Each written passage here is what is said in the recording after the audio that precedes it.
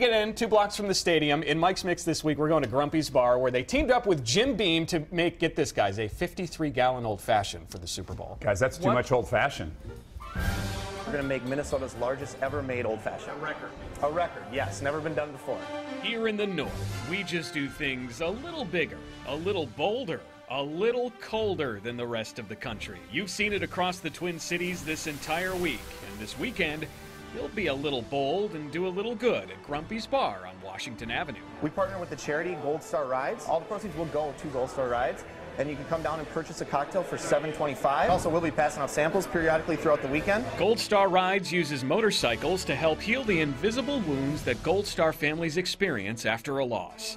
It's one of the many ways Minnesotans show how big and bold their hearts are. Well, everything's bigger in Minnesota, and so I had to come up here to pour a little old-fashioned for the Super Bowl. Beam Suntory's North American whiskey ambassador, Adam Harris, is in town to help. It's his job to travel the country and talk about Jim Beam. We have our Jim Beam White Label here, which is a 4-year-old Kentucky straight bourbon whiskey using our traditional Jim Beam bourbon mash bill down in Kentucky, where our distillery is in Claremont.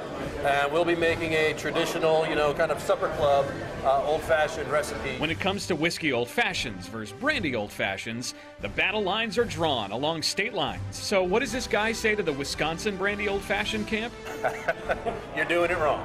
Yes. To Adam, the way to do it right is... With our bitters, sugar, some citrus with the oranges, of course, and then we'll add some cherry and some water for dilution. And, of course, 52 half gallons of Jim Beam White Label to make over 2,200 drinks. You thought of everything?